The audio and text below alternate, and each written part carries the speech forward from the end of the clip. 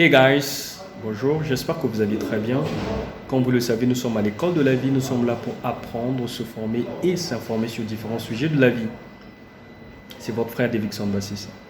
Aujourd'hui, j'ai un message qui pourra intéresser quelqu'un quelque part. Un message, si vous avez le temps, écoutez-moi.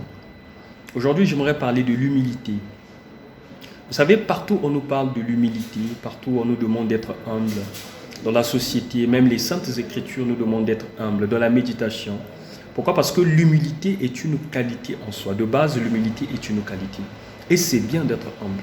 Nous devons être humbles. Peu importe nos réalisations dans la vie, nous devons être humbles. Peu importe ce que nous sommes, ce que nous avons dans la vie, dans la société, nous devons être humbles. Pourquoi? Parce que l'humilité de base est une qualité. Et une qualité qui se fait remarquer partout là où on va. Nous devons être humbles. C'est quoi d'ailleurs l'humilité? Pour ma part, l'humilité, c'est respecter l'ordre établi. Une personne qui ne respecte pas l'ordre établi, je pense que cette personne n'est pas humble. Vous êtes dans le monde professionnel, vous savez que vous avez une hiérarchie. Quand il y a des situations, des problèmes, vous devez toujours rendre compte à votre hiérarchie. Et que vous ne le faites pas, vous n'êtes pas humble. Parce que l'humilité, c'est reconnaître que les autres sont plus que nous. L'humilité, c'est reconnaître que les autres font plus que nous. L'humilité, c'est reconnaître que grâce aux autres, on peut arriver quelque part. C'est cela aussi le sens de l'humilité. Donc une personne qui ne respecte pas l'ordre établi quelque part, je pense que cette personne est orgueilleuse. Cette personne-là n'est pas humble. Une personne qui ne respecte pas les lois et les mœurs établies dans une société, cette personne n'est pas humble. Parce que l'humilité en vous va vous pousser à respecter ce que la loi dit.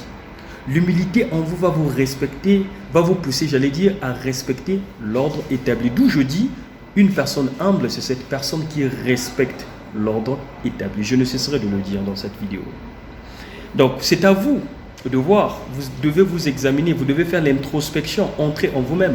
Est-ce que vous respectez l'ordre établi, que ce soit dans votre famille, que ce soit dans votre environnement, dans le lieu du travail, peu importe, à l'école, est-ce que vous respectez l'ordre établi? Si vous ne respectez pas l'ordre établi, je vous apprends dès cet instant que vous n'êtes pas humble. C'est cela. Et l'humilité aussi, quelque part, en essayant un peu de lancer le javelot plus loin, on nous apprend et on nous dit que l'humilité, c'est s'effacer.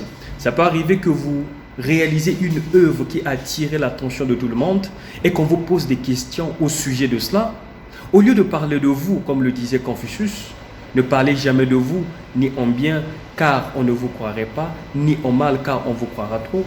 Au lieu de parler de vous, vous élevez les autres. C'est cela aussi le sens de l'humilité. Au lieu de dire oui, je, moi, qui d'ailleurs le moi est défini comme un menteur orgueilleux, ignorant, parler des autres. C'est cela aussi le sens d'humilité. Donc je pense que le mot humilité peut être défini à plusieurs façons. Tout dépendra de la situation ou encore des circonstances. C'est cela en fait. Mais attention, il faudrait qu'on puisse bien faire la nuance entre l'humilité et la confirmation de soi. Donc comment s'affirmer? L'affirmation de soi, j'allais dire. Parce qu'il y a des gens qui confondent l'humilité et l'affirmation de soi. L'affirmation est une autre chose. L'humilité, donc j'allais dire l'humilité est une chose, l'affirmation est une autre.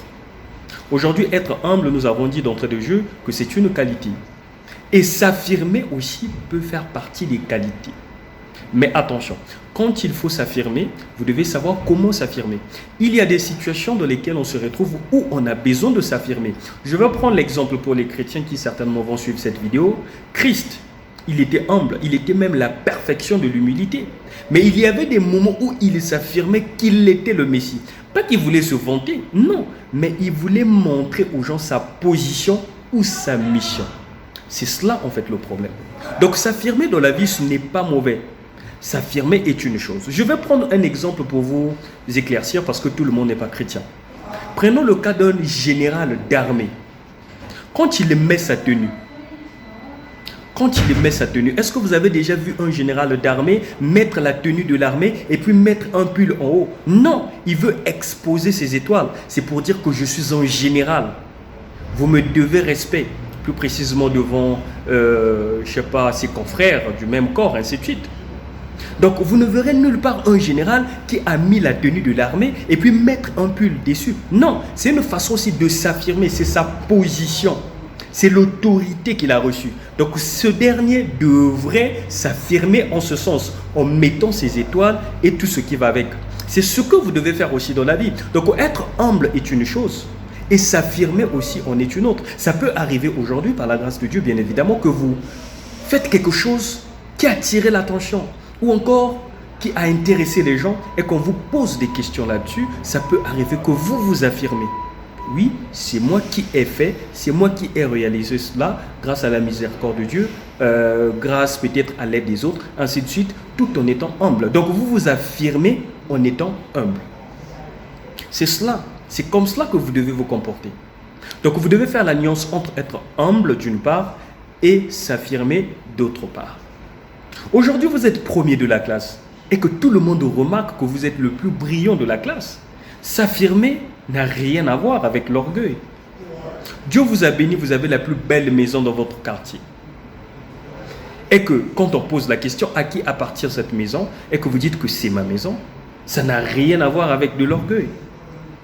Donc c'est à vous de savoir comment faire la part des choses et faire la nuance des deux. Voilà le message que je voulais vous passer. Je pense que ce message pourra aider quelqu'un. Ne me comprenez pas mal. S'il y a eu des endroits où j'ai mal parlé, prière de me faire savoir cela dans les commentaires. Comme vous le savez, je n'ai pas la science parfaite. Nous sommes là pour se compléter. Moi encore, j'ai eu le courage de vous faire part de ce que je connais, le peu de connaissances, le peu d'instructions que j'ai dans ce domaine-là. Certainement, vous aussi, vous avez des connaissances là-dessus. Nous devons se partager. L'humilité aussi, c'est le partage. Une personne qui ne partage pas, c'est une personne qui n'est pas humble. Ah oui, testez aussi votre humilité dans le partage. Merci beaucoup, c'était votre frère Davidson Bassessa. À nous revoir dans une prochaine vidéo. Au revoir.